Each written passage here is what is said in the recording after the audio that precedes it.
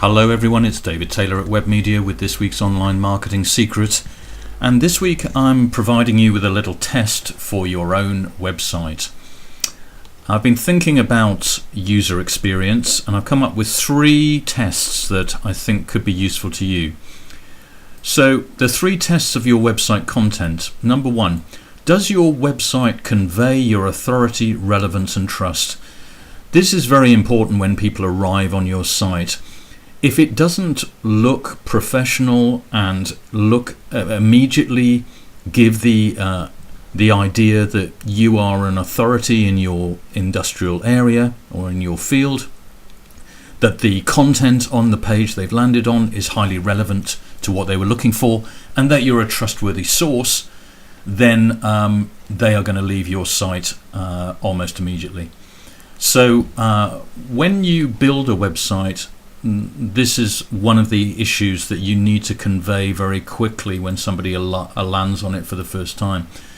So here's an example of a site that we've built for a property investment coach.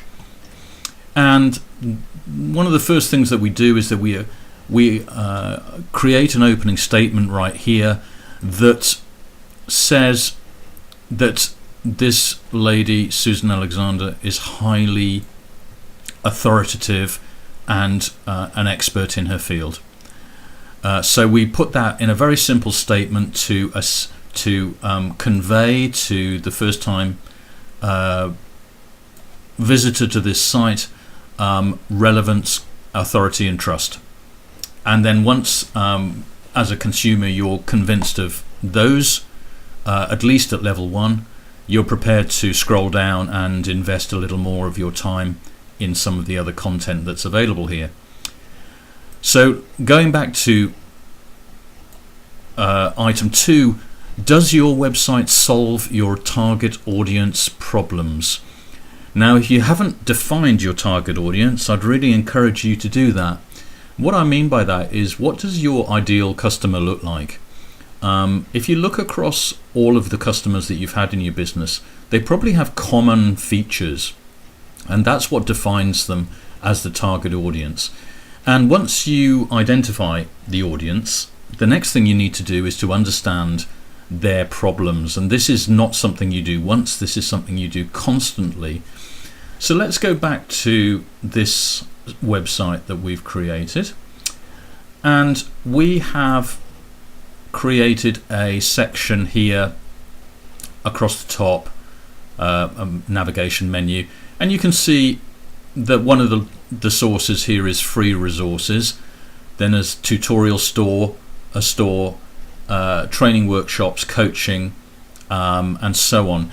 These areas, free resources, tutorials, training workshops, are all aimed very specifically at the pain points of our target audience for this business. The people who are interested in this business are looking at getting into property investment, and therefore they need to learn how to do it, what the pitfalls are, etc.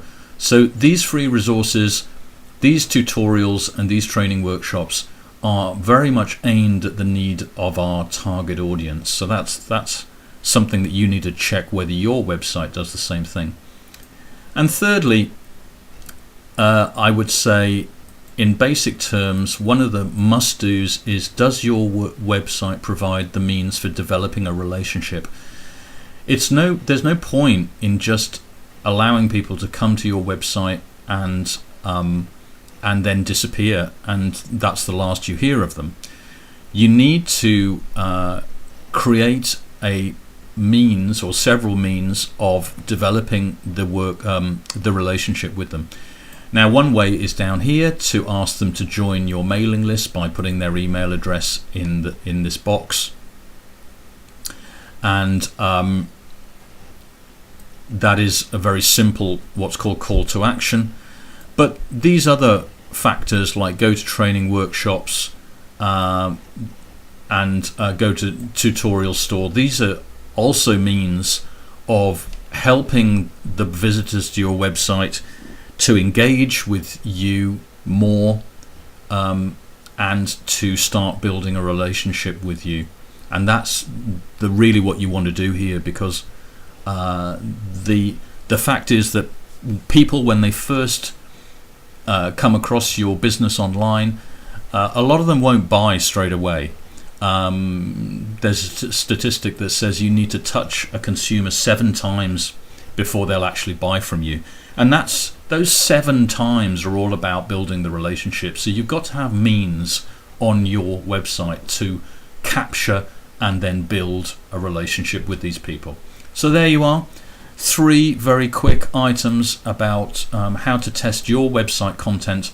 Does it fulfill these 3 areas?